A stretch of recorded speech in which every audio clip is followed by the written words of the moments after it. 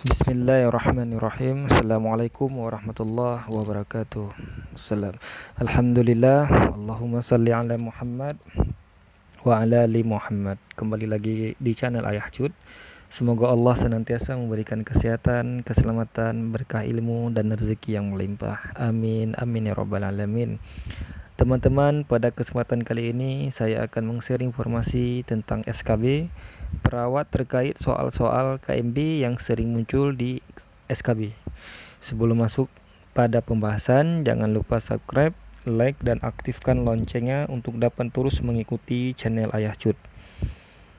Sebelum kita mulai, mari kita baca doa terlebih dahulu. Rabbi shrahli sadri wa yassir li amri wahlul 'uqdatam min lisani yafqahu qawli. Langsung saja kita masuk kepada soal dan pembahasan.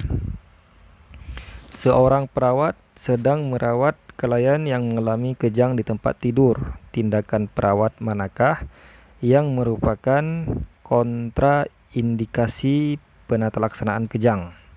A. Mengendurkan pakaian yang ketat. B. Mengekang ekstremitas klien. C. Memindahkan guling dan menaikkan palang pengaman tempat tidur. D. Memiringkan posisi klien. Jika mungkin, memposisikan kepala fleksi ke depan. E. Memfasilitasi kemungkinan muntah. Jawabannya B. Mengekang ekstremitas klien. Kenapa? Tindakan keperawatan selama klien mengalami kejang diantaranya memberikan ruang privat untuk klien, mengendurkan pakaian yang ketat, mengiringkan guling dan menaikkan palang pengaman tempat tidur, dan menempatkan klien miring dengan kepala menekuk ke depan jika memungkinkan, membuat lidah jatuh keluar dan memfasilitasi kemungkinan muntah. Ekstremitas tidak diperbolehkan untuk dikekang karena kontraksi otot yang kuat mungkin terjadi dan dapat mencederai klien. Jika klien tidak di atas tempat tidur saat kejang, perawat harus memposisikan klien serendah mungkin dan jika mungkin untuk menjaga klien dari cedera kepala dan menjauhkan perabot furnitur yang dapat mencelakai klien. Strategi pengejaran soalnya di sini fokus pada subjek. Intervensi yang dilarang. Ingat, kontraindikasi. Saat terjadi kejang. Kaji kembali pertanyaan ini menggunakan sudut pandang kemungkinan penyebab trauma, aktivitas dan pilihan tidak menimbulkan cedera kecuali tindakan mengekang ekstremitas klien. Ingatlah untuk tidak mengekang klien selama kejang. Jadi jangan mengekang ekstremitas klien selama kejang. Jadi jawabannya B. Baik, pada nomor 2. Klien datang di unit gawat darurat dengan keluhan spasme punggung. Klien menyatakan, saya sudah minum 2-3 aspirin setiap 4 jam selama seminggu terakhir ini. Tetapi tidak banyak mengurangi nyeri punggung saya. Klien dicurigai mengalami intoksikasi aspirin. Manifestasi manakah yang harus diwaspadai perawat? A. Tinnitus. B. Diare. C. Konstipasi. D. Fotosensitivitas. E. Pruritus. Jawabannya apa? Jawabannya A. Tinnitus. Kenapa? Intoksikasi ringan terhadap asam aspirin disebut salisilisme dan umumnya dialami jika dosisnya lebih tinggi dari 4 gram. Tinnitus atau telinga berdengung sering dikeluhkan pada kondisi intoksilasi. Hiperventilasi mungkin terjadi karena salisilat meranggang pusat pernapasan. Demam mungkin juga dapat terjadi karena salisilat berinteraksi dengan jalur metabolik, peningkatan ikatan oksigen dan produksi panas. Pilihan B, C, D, dan E tidak berhubungan dengan toksitas aspirin. Jadi strategi pengejaran soalnya fokus pada subjek keracunan aspirin. Pilihan B dan C berhubungan dengan keluhan gastrointestinal, serupa dan mirip, harus disingkirkan terlebih dahulu. Dari sisa pilihan yang ada, Anda akan tahu bahwa kemungkinan yang terjadi adalah tinnitus atau telinga berdengung. Jadi jawabannya adalah A. Baik. Sekarang nomor 3. Seorang klien dirujuk ke unit gawat darurat dan didiagnosa koma maxidem. Tindakan pertama, manakah yang perlu disiapkan perawat dengan tepat? A. Menghangatkan klien. B. Menjaga kelancaran jalan napas. C. Memberikan hormon tiroid. D. Memberikan terapi cairan. E. Menghindarkan penggunaan kortikosteroid. Jawabannya apa?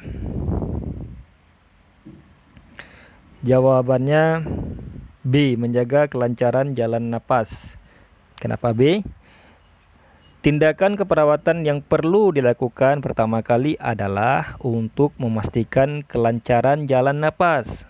Oksigen perlu diberikan, diikuti dengan terapi penggantian cairan, menjaga suhu tubuh klien tetap hangat, mewaspadai perubahan pada tanda vital, dan memberikan terapi hormon tiroid intravenal. Jadi strategi pengejaran soal di sini memperhatikan kata penanda pertama. Semua pilihan merupakan tindakan yang perlu dilakukan, tetapi gunakan rasional ABC, airways, breathing, dan circulation untuk dapat menjawab jawaban yang benar. Jadi harus dilihat dulu di sini tindakan pertama, yaitu B, menjaga kelancaran jalan napas. Itu yang pertama yang kita lihat. Walaupun yang semuanya ini penting. Baik. Sebelum melanjutkan ke soal yang berikutnya, jangan lupa subscribe, like, dan aktifkan lonceng ya untuk dapat terus mengikuti channel ini. Yang sudah subscribe, terima kasih. Baik, nomor 4 kita akan bahas sesama. Seorang perawat mengajari klien untuk mencampur regular insulin dengan NPH insulin dalam satu spuit.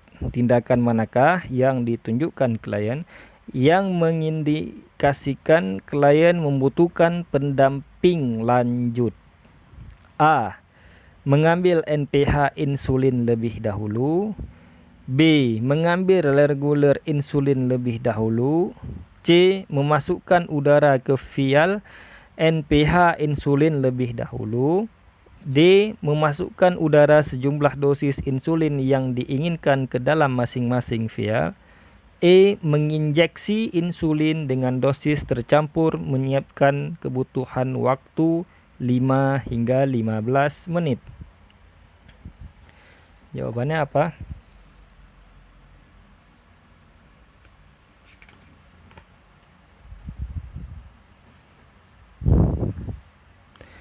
Jawabannya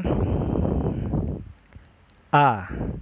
Mengambil NPH insulin terlebih dahulu. Kenapa? Saat mempersiapkan campuran insulin, reaksi cepat seperti regular insulin dengan jenis insulin yang lain. Regular insulin perlu diambil lebih dahulu. Urutan ini dilakukan untuk mencegah kontaminasi dari vial regular insulin dengan jenis insulin lain. Pilihan B, C, dan E menunjukkan langkah yang tepat dalam mempersiapkan insulin. Jadi strategi pengerjakan soalnya di sini, perhatikan kata penanda. Membutuhkan pendamping lanjut Kita harus simak dulu kata penanda membutuhkan pendamping lanjut. Kata-kata ini menunjukkan kebutuhan penjelasan lebih lanjut dan menanyakan jawaban yang mengarah ke tindakan yang kurang tepat. Ingatlah, untuk mengambil regular insulin sebelum NPH insulin. Jadi, mengambil NPH insulin lebih dahulu. Jadi, jawabannya adalah A. Baik, soal nomor 5. Seorang perawat mendaftarkan klien dengan trauma multiple ke unit perawatan. Klien mengalami fraktur tungkai kaki dan mudah dipasang fiksasi eksternal dengan menggunakan gips. Posisi manakah yang tepat untuk kaki yang sakit tersebut? A. Mendatar selama 12 jam dan menaikkan selama 12 jam. B. Dinaikkan elevasi selama 3 jam dan rata mendatar selama 1 jam. C. Kata mendatar selama 3 jam dan dielevasikan selama 1 jam. D. Dielevasikan menggunakan bantal secara terus-menerus selama 24 sampai dengan 48 jam. Dan E. Dielevasikan selama 12 jam dan mendatar sampai dengan 6 jam. Jawabannya apa?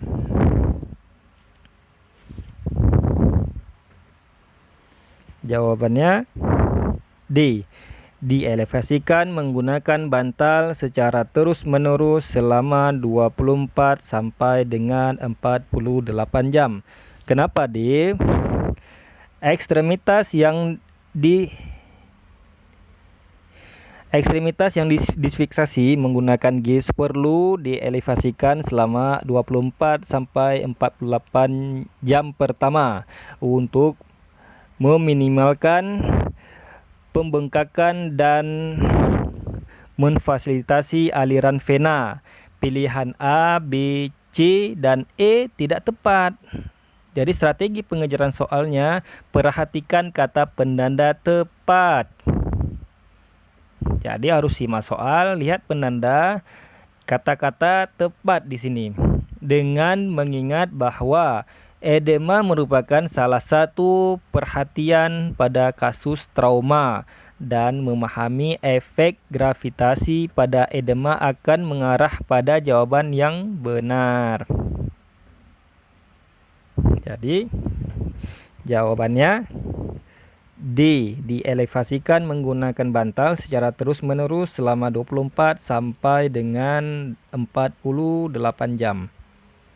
Baik. Sekarang soal nomor 6. Seorang klien masuk unit gawat darurat dengan keluhan nyeri perut bagian bawah dan hematuria. Klien tidak mengalami demam. Kondisi riwayat manakah yang perlu dikaji oleh perawat? A. Pilonefritis. B. Glomerulonefritis. C. Trauma abdomen atau kandung kemih. D. Riwayat kanker renal pada keluarga klien. Atau E. Uretritis. Jawabannya apa?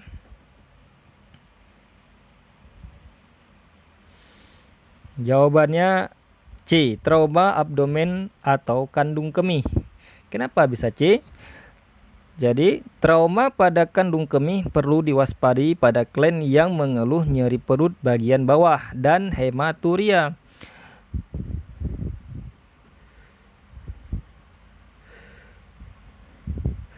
Jadi, glomerulonefritis mungkin disertai demam dan karenanya tidak sesuai dengan kondisi klien. Kanker renal tidak menimbulkan nyeri pada perut bawah tetapi menimbulkan nyeri pada area pinggang.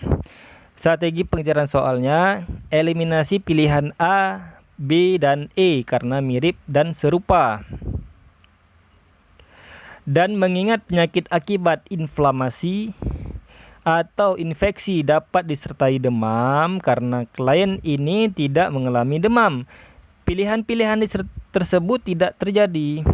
Gunakan pemahaman anatomis dan pemeriksaan nyeri untuk mendapatkan jawaban yang benar. Nyeri akibat kanker ginjal adalah temuan lanjut yang terlokalisir di area pinggang.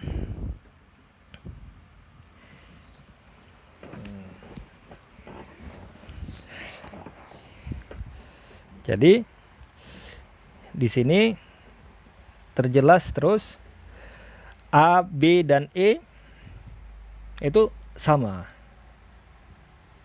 Jadi jawabannya C. Soal nomor 7.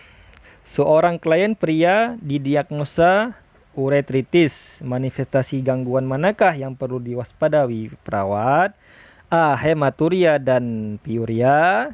B. Disuria dan proteinuria. C. Hematuria dan urgensi. D. Disuria dan keluarnya cairan dari penis. E. Disuria dan hematuria. Jawabannya apa?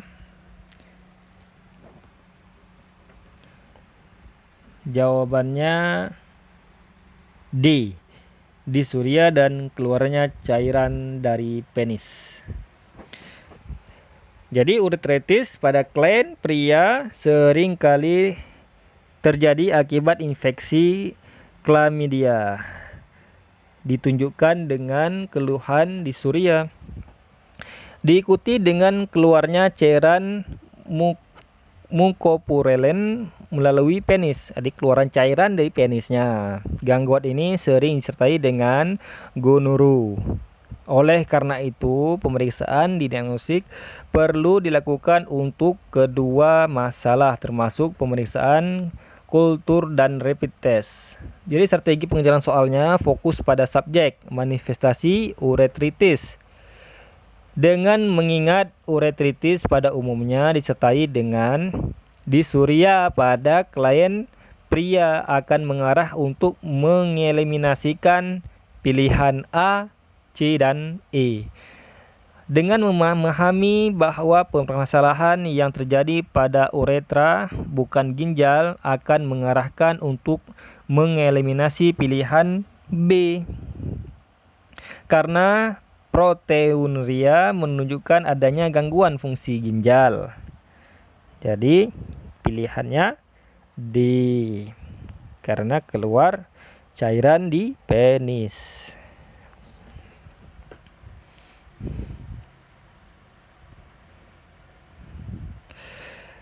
Oke, nomor 8. Klien yang mengalami demam terlihat berada di ruang gawat darurat dengan keluhan tidak dapat buang air atau berkemih. Dicurigai klien memiliki riwayat benik prostatik hiperplasia. Pertanyaan tentang terapi manakah yang perlu disampaikan perawat kepada klien? A. Diuretik. B. Antibiotik. C. Antitutif. D. Dekogenstan. E. Analgesik. Yang mana jawabannya? Jawabannya D. Dekogenstan. Kenapa? Klien dengan BPH atau benik prostatik hiperplasia, episode retensi urin dapat dipicu oleh penggunaan obat-obatan tertentu seperti dekongenstan, antiuretik, dan antidepresan. Agak cepat sedikit ini ngomongnya, jadi kleplesan. Jadi klien perlu ditanya tentang penggunaan obatan ini jika mengalami retensi urin. Retensi dapat dipicu oleh faktor lain seperti minuman beralkohol, infeksi, rawat tirah baring, dan kedinginan. Analgesik tidak berkaitan langsung dengan retensi urin. Jadi strategi pengejaran soalnya fokus pada subjek Obat-obatan yang dapat menyebabkan retensi urin pada klien dengan basic prostatik hiperplasia. Diuretik dapat membantu untuk berkemih. Oleh karena itu, hindarkanlah memilih pilihan A, antibiotik, karena diketahui tidak memiliki efek sama sekali. Karenanya, kesampingkan pilihan B.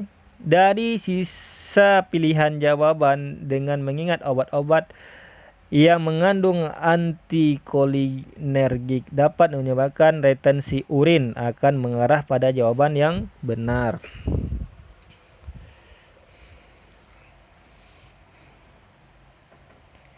Baik, jawabannya apa tadi? D jawabannya. Nah, jika ada pertanyaan ataupun masukan, disampaikan saja di kolom komentar. Insya Allah kita akan membahas sama-sama dan menjawab apa-apa yang ada dan pertanyaan dari sahabat-sahabat kita. Jadi untuk bisa terus mendapatkan informasi, jangan lupa subscribe, like, dan aktifkan lonceng untuk dapat terus mengikuti channel ini. Dan terima kasih yang sudah mensubscribe channel ini. Oke, soal yang berikutnya. Seorang mahasiswa keperawatan ditugaskan untuk merawat klien yang akan melahirkan. Seorang instruktur keperawatan menanyakan kepada mahasiswa tersebut untuk menjelaskan sirkulasi fetalis, khususnya tentang ductus venosus. Pernyataan manakah yang benar tentang ductus venosus? A. Menghubungkan arteri pulmonalis dengan aorta. B. Lubang terbuka di antara atrium kanan dan kiri atrium. C. Menghubungkan vena umbilicalis dengan vena cava inferior. D. Menghubungkan arteri umbilicalis dengan vena cava inferior. E. Menghubungkan vena umbilicalis dengan vena cava superior. Jawabannya apa ini? Jawabannya apa? Jawabannya C. Menghubungkan vena Menghubungkan vena umbilicalis dengan vena cava inferior. Jadi, kenapa bisa ductus venosus menghubungkan vena umbilicalis dengan vena cava inferior? Foramen oval adalah lubang terbuka sementara di antara atrium kanan dan kiri. Ductus arteriosus menghubungkan aorta dan vena pulmonalis. Jadi strategi pengerjaan soalnya fokus pada subjek deskripsi ductus venosus. Perlu dicatat bahwa kata venosus dalam pertanyaan dengan jawaban yang benar. Jadi menghubungkan vena umbilicalis dengan vena cava inferior. Jadi soal nomor 10. Seorang perawat melakukan pengkajian kepada klien dengan usia kehamilan 38 minggu dan mencatat detak jantung janin 174 kali per menit. Berdasarkan temuan tersebut, tindakan manakah yang harus diprioritaskan? A. Mencatat hasil temuan. B. Memeriksa denyut jantung ibu. C. Memberitahukan sejawat profesional kesehatan. D. Menyampaikan kepada klien bahwa denyut jantung janin dalam rentang normal. Atau E. Memeriksa tanda-tanda vital.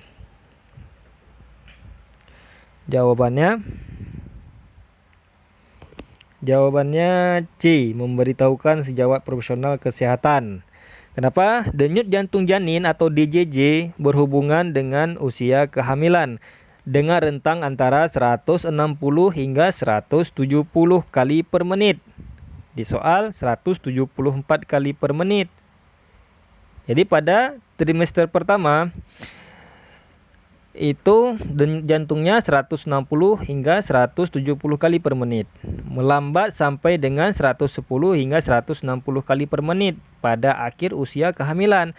Pada atau menjelang kelahiran, DJJ akan kurang dari 110 kali per menit atau lebih dari 160 kali per menit pada keadaan uterus beristirahat.